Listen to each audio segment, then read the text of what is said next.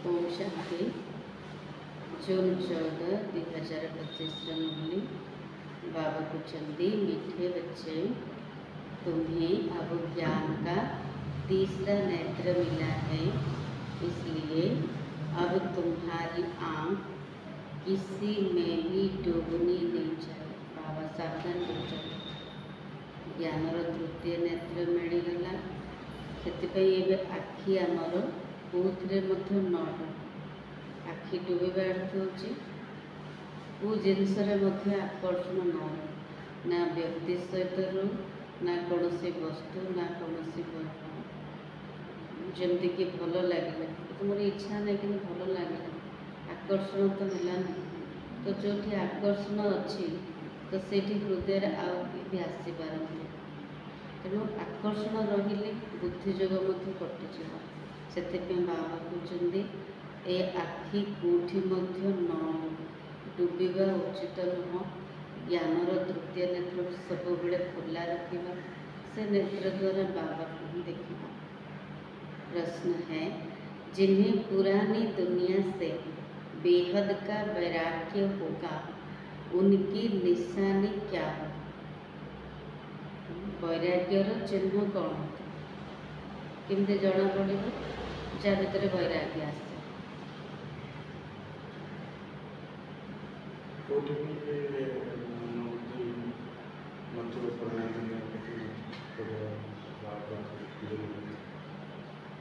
उत्तर, वो अपना सब कुछ बाप को अर्पण कर देंगे, हमारा कुछ भी नहीं। संपूर्ण समर्पण बुद्धि, जे मोर किछि भी नहीं, सब किछि बाबार बुद्धि द्वारा पूरा समर्पण। एमिति भावे जे मोर किछि ना, सब किछि बाबार। बाबा, हमारी यह देह भी नहीं है, ये तो पुरानी देह है, इनको भी छोड़ना है। जोठी मोर नहीं तो सेठी मोह भी समाप्त है। जेमिति विचार आसब जे बाबा ए देह भी मोर नुह, एटा पुराना देह अटे, मत आपको छाड़ी के जीवार अच्छे। उनका मोह सबसे टूटता जाएगा। बाबा कहते से मोह सबुथिर तुटी जीवा, नष्ट मोह जो मोरपन नहीं समाप्त होगा तो सेठी मोह भी जीवनी नष्ट मोह नहीं। उनकी बुद्धि में रहता कि यहाँ का कुछ भी काम नहीं आना है, क्योंकि ये सब हद का है। बुद्धि कौन रे एठिकार कौन सी जिनिस मोर काम आसबार ना, कहीं सबूक हूँ विनाश जिनस, तेणु विनाश तो निश्चित हम। ओम शांति। बाप बच्चों को ब्रह्मांड और सृष्टि चक्र के आदि मध्य अंत का ज्ञान सुना रहे हैं। त्रिकालदर्शी बने देले त्रिलोकीनाथ बाबा को तीन लोक शेयर करदे। आम ब्रह्मांडर मालिक कहते, ब्रह्मांड हूँ आत्मा मानकर घर, जो बाबा सहित रोचते। सृष्टि चक्र जो साकार लोक ही सृष्टि नाटक चलुची, तो बाबा सृष्टि चक्र आदि मध्य अंतर ज्ञान भी सुनाते, जो और कोई भी सुना नहीं सकते। एक गीता ही है जिसमें राजयोग का वर्णन है। भगवान आकर नर से नारायण बनाते हैं। गोटे मात्र गीता शास्त्र जो राजयोगर वर्णना करा जायछि, जे भगवान आसिकी नररु नारायण बनुचंते। ये सिवाय गीता के और कोई शास्त्र में नहीं है। ये समझाया था कि यह ज्ञान कोई परंपरा से नहीं चलता है। बाबा कौन बुझे जे ज्ञान कौन सी परंपरा चलिके आस। बाबा जिते बड़े आसिले धरापृष्ठ को ब्रह्मा को शरीर प्रवेश कले 1937 मसीह बाबा ज्ञान होती। ज्ञान सब चलिके आसी केवे ठारू 1937 मसीह, किंतु परंपरार नुह। बाप आकर एक धर्म की स्थापना करते हैं, बाकी और सब धर्म विनाश हो जाता है। भक्ति मार्ग के शास्त्र पढ़ते ही आते हैं, इनका मूल शास्त्र है गीता, परंतु वह भी भक्ति मार्ग में ही बनाते हैं। भक्ति मार्ग सब शास्त्र पढ़ के आसुचंदे, तार ब्राह्मण धर्मर शास्त्र होची गीता, किंतु से सब भक्ति मार्ग रे ही तैयारी होची, द्वापर युगरु ही तैयारी होची, ता पूर्वरु नाही। तेणु परंपरा मध्य भक्ति चलिके आसने, शास्त्र भी नहीं। पुरानी दुनिया खत्म होती नहीं, जो फिर नई हो, बाबा कहते वही चलती आती है। अभी तुम बच्चे समझते हो ये पुरानी दुनिया खत्म होनी है। बाबा पूरा पक्का करो चंदे जी पुराना दुनिया समाप्त हवा जाऊे, ता पूर्वरु निजर स्थिति को बना जीवाई तैयार करा। गायन है एक गीता की, गीता जयंती भी मनाते, वेद जयंती तो है नहीं, भगवान एक है तो एक की ही जयंती मनानी चाहिए। रचयिता होचंदी जड़े, भगवान होचंदी जड़े, तेणु जनकर ही जयंती मनवा कथा, शिव जयंती। कहते हैं ये सब भक्ति मार्ग के हैं, इन सब का सार तुमको समझाता है। भक्ति करवा, शास्त्र पढ़वा सब कौन अटे, से तो ज्ञान नाई ना, शास्त्र रे पढ़ाई ना, लक्ष्य ना। बाबा कुछ शास्त्र शुणुने, ता भीतर जो सार अच्छे ताकू मैं विस्तार करके बुझे। भगवान उपास बच्चों प्रति फिर 5000 वर्ष बाद भी ऐसे ही होगा। यह भगवान का लोन लिया हुआ मुख है ना, ये कोई और समझा न सके सिवाय बाप के इसी मुख कमल से सुनाते। भगवान शुणुचंदी किंतु केमती शुणेबे, से तो निराकार अटंदी। ब्रह्मांकर मुख कमल से ब्रह्मांकर रथ को, ब्रह्मांकर मुख को उधार नहीं चंदी निजर कार्य करने। बच्चे जानते हैं हम पाप से रचता और रचना के आदि मध्य अंत को जान गए हैं, यह और कोई समझा न सके। बाबा कहते जिसको गौमुख भी कहते हैं, बड़ी माता है, जो ब्रह्मांकर रथ को बाबा धार नहीं चंदे, जो मुख द्वारा शुणु चंदे, ताकू कह गौमुख। आ ब्रह्मा को बड़ माँ बोली भी कह, इनके मुख से ज्ञान के वर्षन से निकलते हैं, न कि जल आदि। ब्रह्मांकर मुख द्वारा ज्ञानर महावाक्य शुणुचंदी, महावाक्य बाहर, बाकी पानी कथा नहीं, पानी ये प्रवाहित होने। भक्ति मार्ग में फिर गौमुख से जल दिखा दिया, कोठीर कथा कोठी नहीं गला से देखा गौमुखर गंगा जल बाहर। किंतु बाबा कुछ प्रकृत संगम जुगर से बाबा ब्रह्मा मुखर जो ज्ञानर महावाक्य उच्चारण कर भक्ति मार्ग याद रूप में गौमुख दिखाई देले। कितना दूर गौमुख आदि पर जाते पानी पीने, बाबा कहते देखते हो कैसे पढ़ा रहे हैं।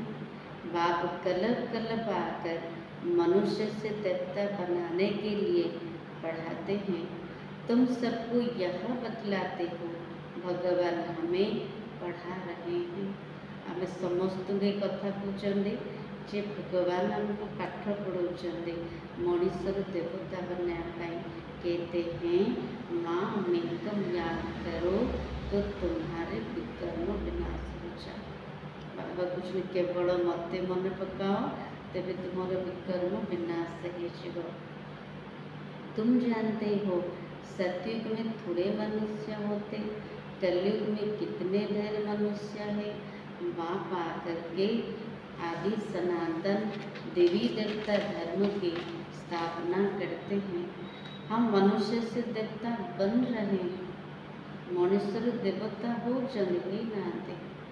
मनुष्य से देवता बनने वाले बच्चों में दैवी गुण दिखाई देंगे। जदि मनुष्य देवता हाँपा पाठ पढ़ुंट आम भितर कौ निशानी देखा कथा। यदि देवता बनूंट देवतार गुण देखा, उनमें क्रोध का अंश भी नहीं होगा। मनुष्य देवी देवता बनिया वाला पिला भितर क्रोधर अंश मध्य देखा। अगर कभी क्रोध आ गया तो जदि केवे क्रोध आसीगला कौन करेंगे? तुरंत तो शांत है। तो झट बाप को लिखेंगे, बाबा आज हमसे यह भूल हो गई, हमने क्रोध कर लिया, विकर्म कर लिया। जो कथा पे क्रोध आसला, जो व्यक्ति को देखले क्रोध आसला, बाबा कुछ स्थान रुहनी, स्थान चेंज कर दिए। आप बाबा को तुरंत जना रिपोर्ट कर, बाबा को पत्र लिख जे बाबा आज मो द्वारा एमती भूल हो गला, मु क्रोध कर विकर्म हो गला, बाकी आगे के लिए ऐसे भूल नहीं करना, बाबा क्षमा करना। बाप कहेंगे क्षमा आदि होती नहीं। बाबा भूल कर देले तापर कहे बाबा मत क्षमा कर दिया। बाबा कुछ नहीं, क्षमा तो मिलबनी, तो विकर्म तो बनीगला, किंतु आगपाई सावधान हुआ, जमती आग को एमती भूल न हो, कौन सी विकर्म न हो। टीचर कोई क्षमा नहीं करते, शिक्षक मत पाठ पढ़ाऊँ से मत क्षमा करेंगे नहीं। रजिस्टर दिखाते हैं तुम्हारे मैनर्स अच्छे नहीं हैं, टीचर कौन करेंगे? रजिस्टर देखेबे जे तुम्हारा मैनर्स ठीक नहीं, ताको ठीक करा। बेहद का बाप भी कहते तुम अपने मैनर्स देख रही हो। बेहदर बाबा हूँ बेहदर टीचर, तो बेहदर बाबा कहते निजर चालीचरण को देखुच कि रोज अपना पोतामेल देखो, किसी को दुख तो नहीं दिया, किसी को तंग तो नहीं किया। बाबा को प्रत्येक दिन निजर समाचार लेख, पोतामेल देख, जे सारा दिन भितर क्या दुख तो देनी, मोर कथबार्ता मोर चालीचरण द्वारा क्या विरक्त तो करूनी। विरक्त करवा यहाँ अवगुण ना, क्या हैरान करवा, परेशान करवा अवगुण अटे। देवी गुण धारण करने में टाइम तो लगता है ना, भले देवता है ना धारण करने समय तो लगे, कि चेष्टा तो करेगा ना जो मो भीतर कौन से अवगुण न रहो। देह अभिमान बड़ा ही मुश्किल से टूटता है। जो देहर अभिमान, जो अहंकार भीतर मनुष्य बचे, एवं भी बाबार बनला पर भी जदि अभिमान रोचे, बेस अभिमान तो समस्त भीतर अच्छे, किंतु चेष्टा करना कम करने। जदि देहर अहंकार तेबे बाबार याद रहा बहुत मुश्किल टूटुचे अभिमान। तेणु बाबा को अभ्यास कर, मो देह नुह मो आत्मा अटे। जब अपने को देही समझे तब बाप में भी लग जाए। यदि अभिमान भीतर रहा सब बड़े परेशान रहा, बाबा को पाइला पर भी लगे बाबा तर बहुत दूर अच्छे। तेणु बाबा कुछ जिते निजक देही बोली भाव, आत्मा बोली भाव, तेरे बाबा प्रति स्नेह रहा। नहीं तो देह के कर्म बंधन में ही बुद्धि लटकी रहती है। जब अभ्यास कर लेगी बाबार याद रहा, निजक देह बोली भाविले देहर कर्म बंधन भितर बुद्धि लटकी रह भटकी बुद्धि। बाप कहते तुमको शरीर निर्वाह अर्थ कर्म भी करना है, उनसे टाइम निकाल सकते हो। सब समय बाहर परिवार पाए, समुदाय पाए, सब पाए। तो बाबा को शरीर निर्वाह तो कर्म भी कर, से किसी समय बाहर कर निज पाए, बाबा याद पाए, निजर सुचिंतन पाए, स्व उन्नति पाए। बाबा कहते भक्ति के लिए भी तो टाइम निकालते हैं ना। अधिका समय 24 घंटा तो 24 घंटा हम से भर आम सब कम कर भक्ति पाई मते समय बाहर करछन्ती, सत्संग पाई मते समय बाहर करछन्ती। मीरा श्री कृष्ण को ही याद में रहते थे। पुनर्जन्म तो यहाँ ही लेती गई। अभी तुम बच्चों को इसी पुरानी दुनिया से वैराग्य आता है।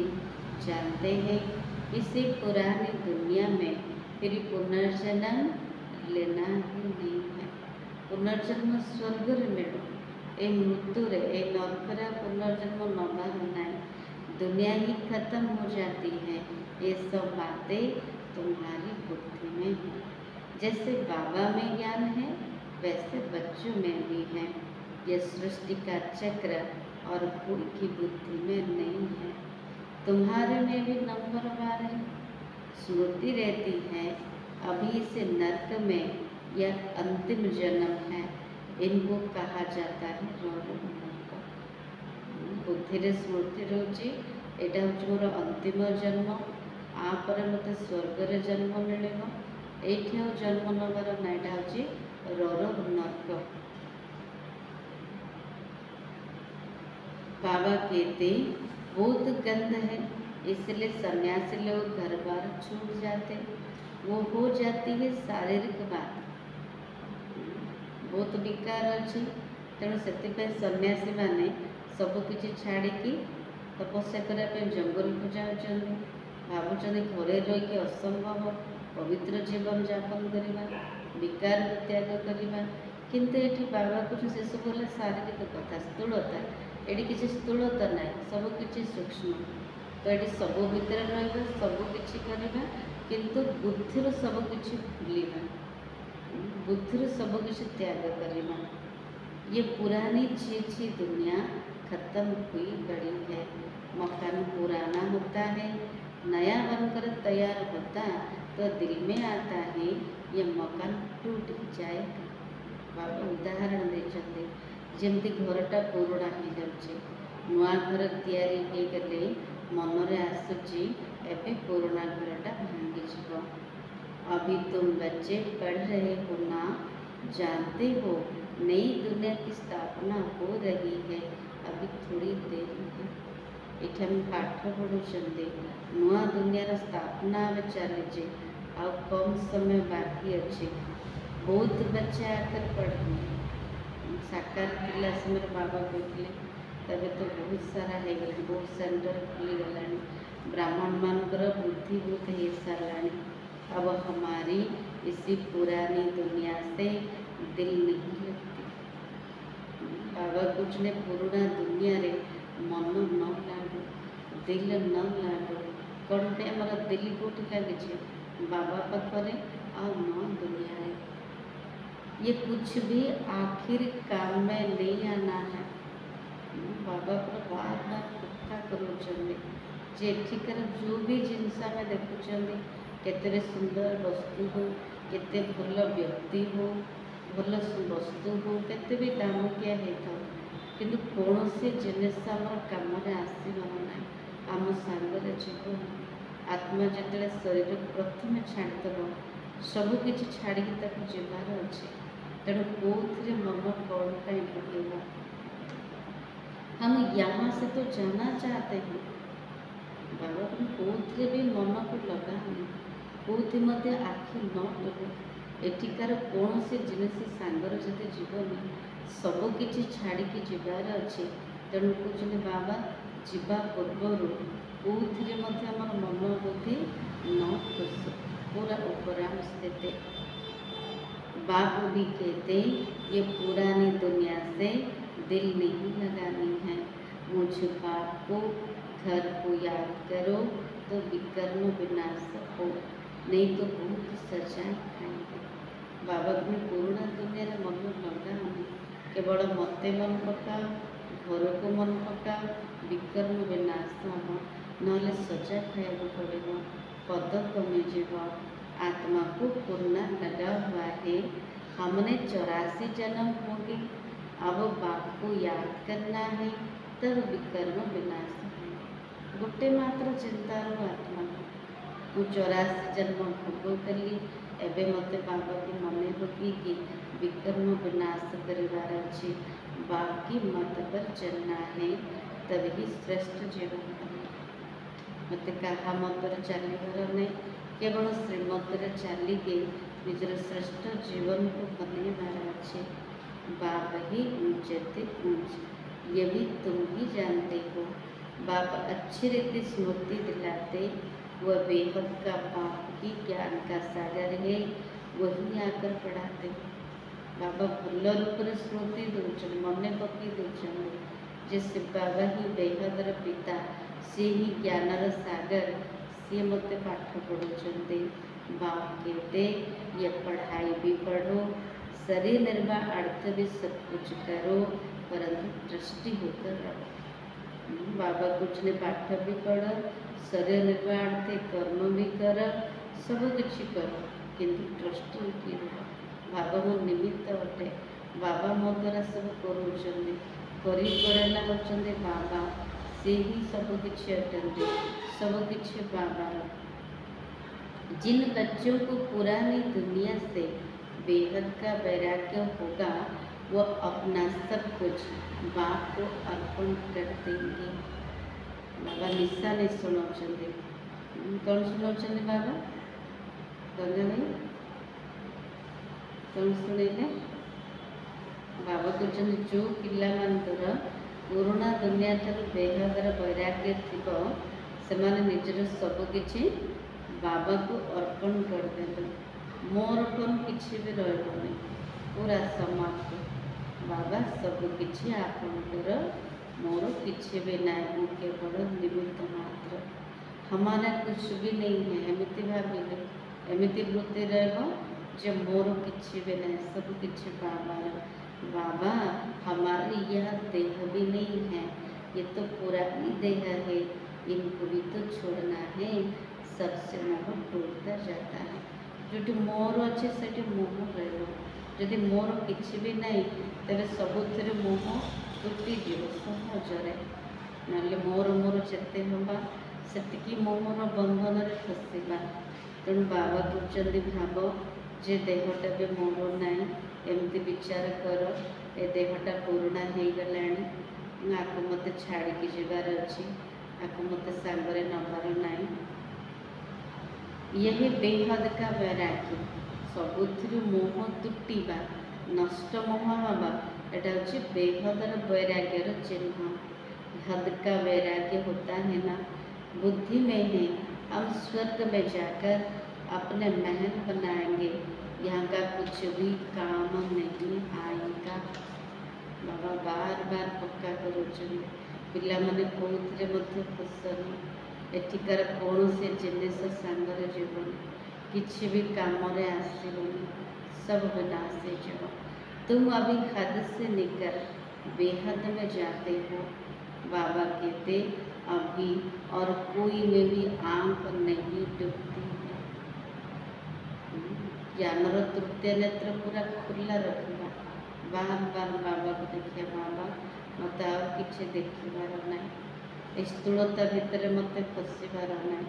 बाबा कुछ आखिरे देखिले भी जमती आखि कौथिरे मत न डुब, कौन से जिनिस मत प्रभावित न कर, कौन सी व्यक्ति कौन सी वस्तु मत आकर्षित न कर।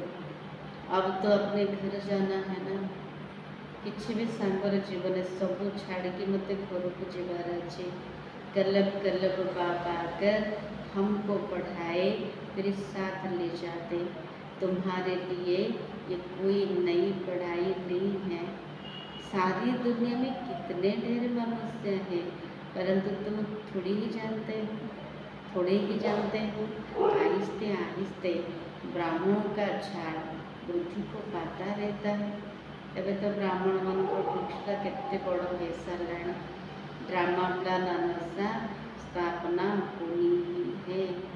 बच्चे जानते हैं हमारी रूहानी गवर्नमेंट है, हम दिव्य दृष्टि से नई दुनिया को देखते हैं, वहाँ ही जाना है।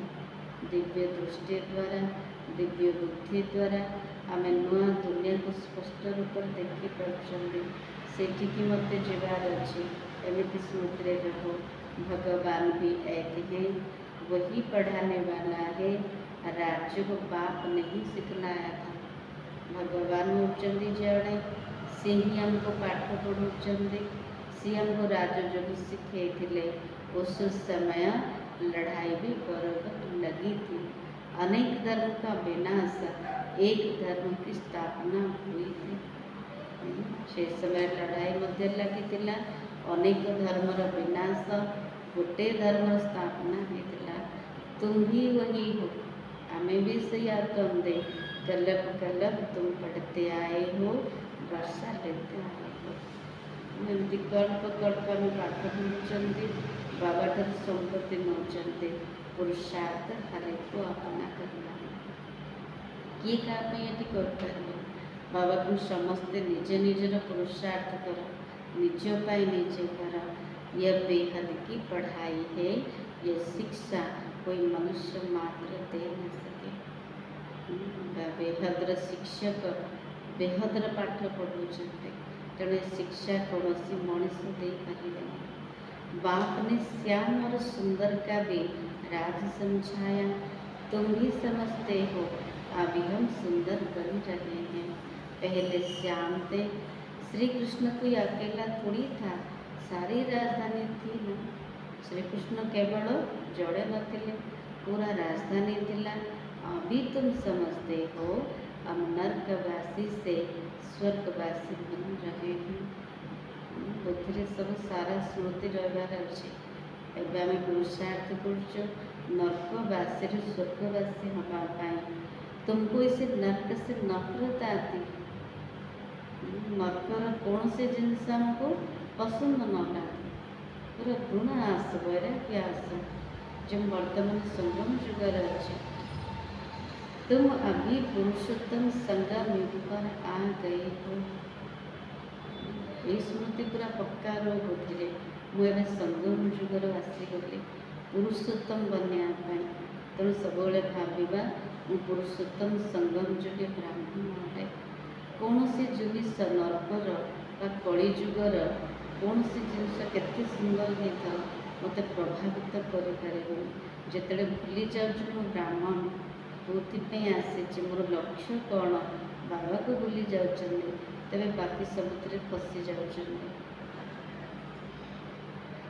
इतने ढेर आते हैं, इनसे निकलेंगे फिर भी वही जो कलप पहले निकले।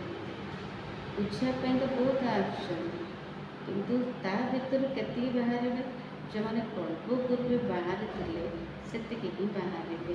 संगम युग को भी अच्छी याद करना है। मुझे के आसपार मुझे अच्छी मत कौन करार अच्छे आपको केवल भूलना। संगम युग को भल रूप में मन पकेगा।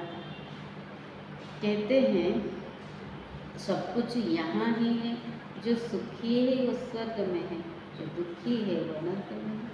कमती भाव सब कुछ तो ये अच्छे, जो मैंने सुखी अच्छा सुखी तो क्या ना जहाँ पाखे धन दौलत सबकि अच्छे से भावुन यहाँ मो स्वर्ग। जहाँ पाखे कि ना दुख अच्छे से भावुँ नरक। बाबा ना स्वर्ग नरक एकाठी रही जमी राति दिन एकाठी रही। राति पर दिन आसूँ, दिन पर राति आसूँगी नरक पर ही स्वर्ग आसे। तेणु से स्वर्ग को जीवाई आम ये पाठ पढ़ुं, पुरुषार्थ कर। अनेक मत है ना, एक घर में भी अनेक मतें हो जाती। बच्चों आदि में मुँह के रग है, गुट में जो अनेकता अच्छी से दुख अच्छे, चिंता अच्छी, अशांति अच्छी, झगड़ा अच्छी। तो बाबा आसिक आमको एक मतर राज्य स्थापना कर। तेणु केवल ये आम एक बाबा श्रीमतर जदि चलवा तेरे निजर जीवन श्रेष्ठ बन पार।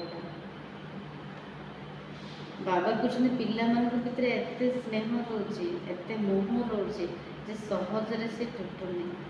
मोह बस कुछ समझते थोड़ी है कि हम कैसे रहते हैं। मोहरे बसीभूत किसी भी बुझुना आम केमी रोचु कौन करूँ। बच्चों आदि में मोह इतना रहता है, बात मत पूछो। पूछते हैं बच्चे की शादी कराए, परंतु बच्चों को ये भी लाभ समझाया जाता कि तुम स्वर्गवासी होने के लिए एक तरफ नॉलेज ले रहे हो, दूसरे तरफ पूछते हो उनको नरक में डाले पचार बाबा पुअर बाहा करेंगे कि बाबा को गोटे पटे ज्ञान प्राप्त कर स्वर्गवासी हाँपाई आ गोटे पटे पचार मो पुओ को स्वर्ग नकर पकई तेरे माँ बापा स्वर्गवासी बनुंट जानते से रास्ता ठीक ना आम जदि स्वर्ग को जीवा आम चाहबा ना आम पिला माने भी स्वर्गवासी हूँ से स्वर्ग उच्च पद मैडम आम केमती कहवा आम तो जाऊँ से कौन कर समस्ते आसवे बाबा बुझे आम कल्याण कले कि तार तो नरकवासी बना बाबा कहते पूछते हो तो बाबा कहेंगे जाकर कर जब पचारे तो बाबा कौन कहे जाकि शादी करा बाबा से पूछते हो तो बाबा समझाते इनका मोह है आम सब जाणी जब पचार बाबा पुअर बाहा करी कि बाबा कुछ तार मोह अच्छी पूछते हो तो बाबा कहेंगे जाकर करो अब ना करेंगे तो भी अवज्ञा कर देंगे एते मोह अच्छी पुअ प्रति जदि भगवान भी मना करेंगे तेबे भी अवज्ञा करेंगे नाई कले कौन शुणे कि बाबा नाई कले से केमती हम तो बाहा करने पड़ेगा बच्ची की तो करानी ही नहीं है बच्ची की तो करानी ही है नहीं तो संगदोष में खराब हो जाती है मुझे ज्ञान चलो ना बाबा को किसी जबरदस्ती नहीं झीर बाहागर कर दिए ना संगदोष आसिकी खराब हो बच्चों को तो नहीं करा सकते बाबा को पुओ को शादी कराओ परंतु हिम्मत चाहिए ना कहवाटा तो सहज ना से साहस दरकार बाप ने इनसे एक्ट कराया ना इनको देखकर फिर और करने लग पड़े ब्रह्मा बाबा तो सब अभिनय कर शिव बाबा ब्रह्मा को द्वारा सब अभिनय करके देखी उदाहरण बन ब्रह्मा बाबा पूरे समस्त उदाहरण अटंती जो बाबार बनिले सबकि समर्पण करदे केबे भी पछक फेरी ना केबे भी चिंता करना केमती घर चले केमती पुओ बाहा जिते नारायण दादा बाहा हेले बाबा जाना टंका देना निजे जब बाहा हम निजे कर निजे कमाओ निजे बाहा कर तो बाबा को नष्ट हुआ ब्रह्म बाबा आम सहज ना कपी करवा तो बाबा कहते परंतु हिम्मत चाहिए घर में भी बहुत झगड़े लग पड़ते हैं यह झगड़ों की दुनिया कांटों का जंगल एक दो को काटते रहते हैं स्वर्ग को कहा जाता है गार्डन यही जंगल कोई बिल्ले निकलते हैं प्रदर्शन में भला हाँ हाँ करते परंतु समझते कुछ भी नहीं प्रदर्शन में आश्वासन बहुत जन सब भल भल कौन हाँ हाँ कर बुझुना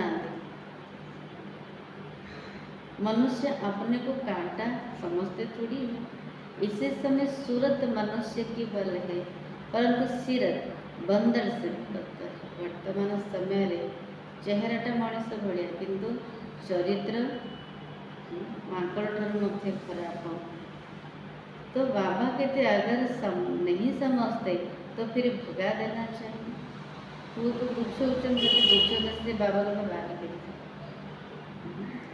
बाबा बुझे परंतु ताकत चाहिए ना से ताकत आसे दरकार मोह का कीड़ा ऐसा लगा रहता है जो निकल ना सके बाबा कुछ मोह रूपी कीट एमती लगी रही जे बाबा कहते बाहर होने यहाँ तो नष्ट मोह बनना है बाबा कुछ ये नष्ट मोह हमार अच्छी मेरा तो एक दूसरा न हुई बाबा बुद्धि पूरा पक्का कर मोर एक शिव बाबा द्वितीय रेखे ना अब बाबा आया है लेने के लिए पावन बनना है एवं बाबा आश्चर्य नवा संगे तेणु पावन हमार अच्छी नहीं तो बुद्ध सजा खाएंगे पदवी भ्रष्ट हो जाएगा यदि बाबार याद रे निज को पावन कले तेरे सजा खाया पड़ो पदवी भ्रष्ट हो अब अपने को सतो प्रधान बनाने का ही पुण्य लगा हुआ है केवल गोटे मात्र ही चिंता अच्छी जे मु केमती सतो प्रधान है। शिव के मंदिर में जाकर तुम समझा सकते हो भगवान ने भारत को स्वर्ग का मालिक बनाया था, अब वह फिर से बना रहे हैं। कहते हैं सिर्फ माने को याद कर। बाबा कहते शिव मंदिर जाकि बुझे पार जे भगवान आसिक भारत को स्वर्गर मालिक बनई थे पुणी थे बनाऊँ केवल कहते मत ही मंत्र का बस। अच्छा, मीठे मीठे सिखलाते बच्चों प्रति माता पिता बाप दादा का याद प्यार और गुरबानी रूहानी बच्चों को नमस्ते। हम रूहानी बच्चों की रूहानी बाप दादा को याद प्यार और नमस्ते। धारणा के लिए मुख्य सा कंकल बाबा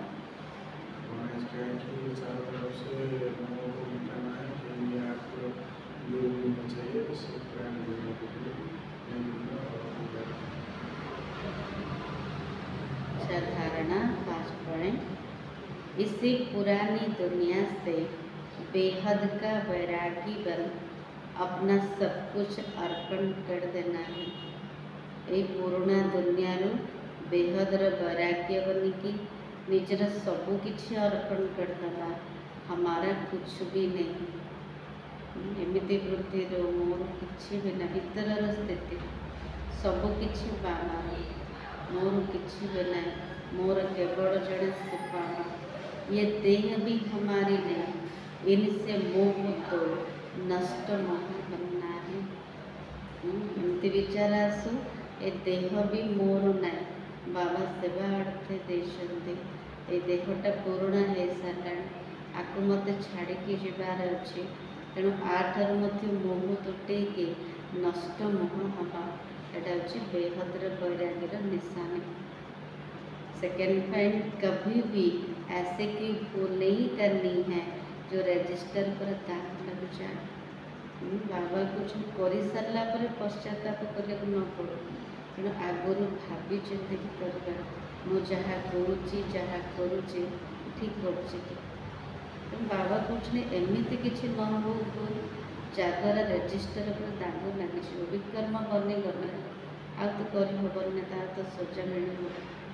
बाबा भी क्षमा करें, बाबा को सावधान दौरान जे आगपाई पूरा सावधान हो, आग को एमती किसी भूल न हो। सर्व दैवी गुण धारण करने के अंदर क्रोध का जरा भी अंश ना हो। बाबा कुछ सब दैवी गुण को धारण कर निज भितर जहाँ भी अवगुण अच्छे बाहर कर, भीतर क्रोधर टिके मत अंश न रहो। वरदान कहना, सोचना और करना इन तीनों को समान बनाने वाले ज्ञानी तो आत्मा होगा। कहवा भाविबा करिबा ए तीनटा जाक समान बनने वाला ज्ञानी तो आत्मा हो। अभी वानप्रस्थ अवस्था में जाने का समय समीप आ रहा है, इसलिए कमजोरियों के मेरेपन को व व्यर्थ के खेल को समाप्त कर कहना, सोचना, करना समान बनाओ, तब कहेंगे ज्ञान सो। बाबा कुछ वर्तमान वानप्रस्थ अवस्था जीवार वाणी पर निर्वाण धाम को जीवार समय पूरा पाखी आसला, पूरा पाखापाखी हो गले। से मोर पर जो कमजोरी अच्छी दुर्बलता अच्छी व्यर्थ संकल्प कर व्यर्थर खेल कर समाप्त करवा, जोटा कहते जहाँ भावुंट ताहा करवा। आमर भाविबा कहवा करवा ए तीनटा जाक समान बनवा, तभी कह ज्ञान स्वरूप। जो ऐसे ज्ञान स्वरूप ज्ञानी तो आत्माएं हैं, उनका हर कर्म, संस्कार, गुण और कर्तव्य समर्थ बाप के समान होगा। बाबा को जो माने ज्ञान स्वरूप ज्ञानी तो आत्मा माने से प्रत्येक कर्म, संस्कार, गुण, कर्तव्य सब समर्थ बाबा समान होगा।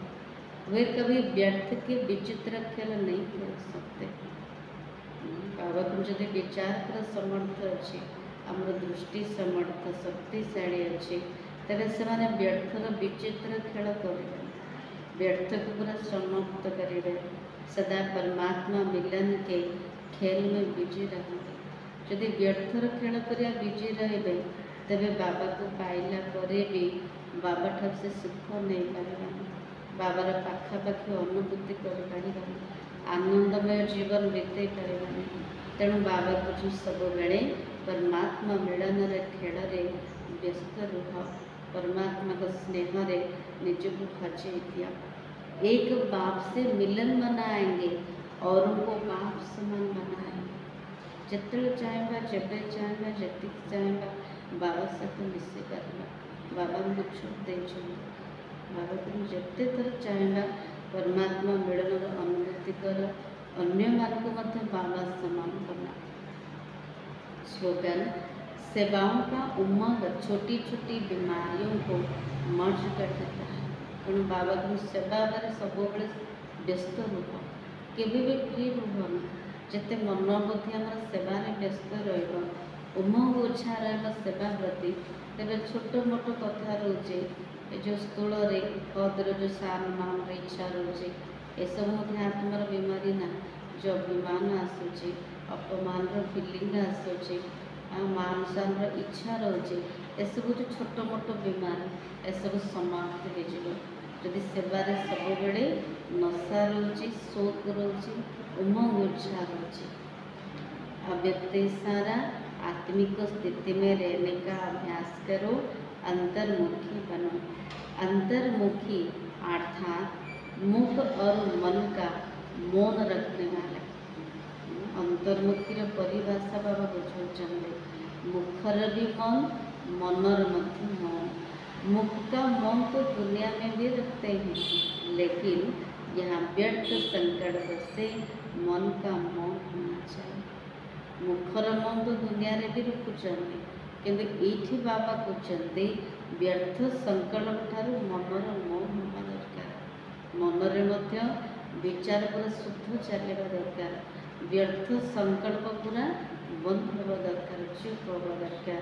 जैसे ट्रैफिक कंट्रोल करते हो तो व्यर्थ की ट्रैफिक को कंट्रोल करते हो, वैसे बीच बीच में एक दिन में मन के व्यर्थ का ट्रैफिक कंट्रोल करो।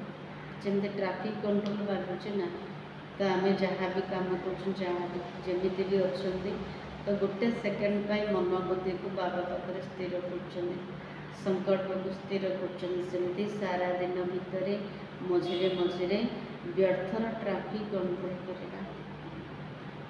आज सम्मान हूँ मैं ज्ञानी तो आत्मा हूँ, भाविबा कहवा करवा तीनटा जाक समान बनावाला, व्यर्थर खेल को समाप्त कराला, समर्थ चिंतन कराला।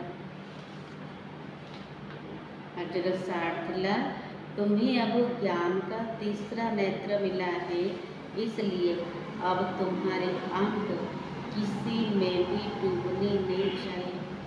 बाबा जी सावधान कर ज्ञानर तृतीय नेत्र सब बड़े खुला रो, टिके भी धूली न लागू, पूरा खुला रो सब बड़े बाबा को ही देखा, ज्ञानर चिंतन भी करवा, सब बेले स्वचिंतन करवा। आउ सावधान रखा आमर स्थूल नेत्र जमती स्थूलता भितर न पस। जदि आखि खोला अच्छे तृतीय नेत्र बुद्धि पूरा बाबा पाखर ही टिकी रोचे, स्थिर रोचे, ज्ञानर चिंतन व्यस्त रोचे, तेरे आखिरे देखिले जमती स्थिति रहो, किसी देखा जाऊना एमती स्थिति रहो, कौटी फसबनी। जहाँ भी देखु, जहाँ भी करूँ, जहाँ सहित मिशंतु, किंतु कौन आमर आखि फसबनी, अर्थ आकर्षण रही समाप्त। ओम शांति।